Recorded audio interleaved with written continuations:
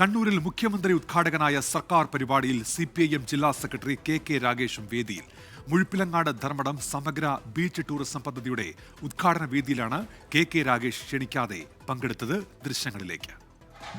കാലാനുസൃതവും ഭാവി വികസനം ലക്ഷ്യമിട്ടുള്ളതുമായ നിരവധി മാതൃകാ വേദിയിലെ മറ്റു വിശിഷ്ട വ്യക്തികളെ ഈ ചടങ്ങിന് panchayat vice president Shri C Vijesh വേദിയിൽ ഇരുന്നത് മഹാപരാധമല്ലെന്ന് കെ രാഗേഷ് പ്രതികരിച്ചു. ഇപ്പോൾ വിവാദമുണ്ടാക്കുന്നത് രാജീവ് ചന്ദ്രശേഖരനെ വെള്ളപൂശാനെന്നും കെ രാഗേഷ് 24-നോട് പറഞ്ഞു. വിഴിഞ്ഞം പോർട്ട് ഉദ്ഘാടനവുമായി ബന്ധപ്പെട്ട് അതിന്റെ ഉദ്ഘാടന പരിപാടിയെ രാഷ്ട്രീയവൽക്കരിക്കാൻ വേണ്ടി ശ്രമിച്ചിട്ടുള്ള BJPയെ വെളുപ്പിച്ചെടുക്കാൻ വേണ്ടിയാണ് ഇങ്ങനെ ഒരു വാർത്ത കൊടുത്തത്. സംസ്ഥാന സർക്കാരിന്റെ പരിപാടിക്ക് പ്രധാനമന്ത്രിയെ ക്ഷണിച്ചു എന്നുള്ളത് സംസ്ഥാന സർക്കാരിന്റെ വിശാലതയാണ്.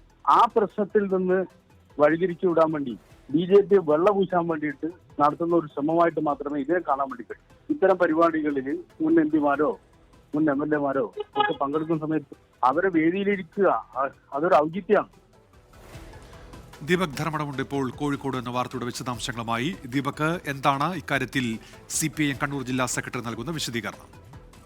ഉന്മേഷ്, ഇതിൽ വളരെ കൃത്യമായി കെ രാഗേഷ് പറയുന്നത് താൻ ഒരു മഹാപരാധം ചെയ്തിട്ടില്ല.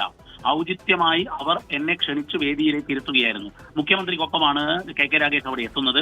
മന്ത്രി മുഹമ്മദ് റിയാസ് അധ്യക്ഷനായ ടൂറിസം വകുപ്പിന്റെ ധർമ്മടം മുഴപ്പിലങ്ങാട് ബീച്ച് ടൂറിസത്തിന്റെ 80 കോടിയുടെ പദ്ധതിയുടെ ഉദ്ഘാടനമാണ്. ആ ഉദ്ഘാടന ചടങ്ങിൽ മുഖ്യമന്ത്രിക്കൊപ്പം കെ രാഗേഷ് എത്തുന്നു. CPIMന്റെ കണ്ണൂർ ജില്ലാ സെക്രട്ടറിയാണ്. മറ്റ് ഔദ്യോഗിക പദവികൾ ഇല്ല.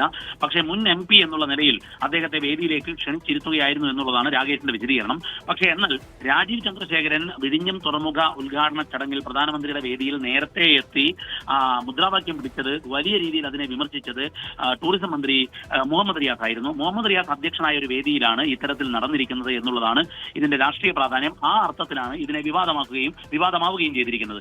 അത്തരമൊരു സാഹചര്യത്തിലാണ് കെ രാഗേഷ് വിശദീകരണവുമായി എത്തിയത്.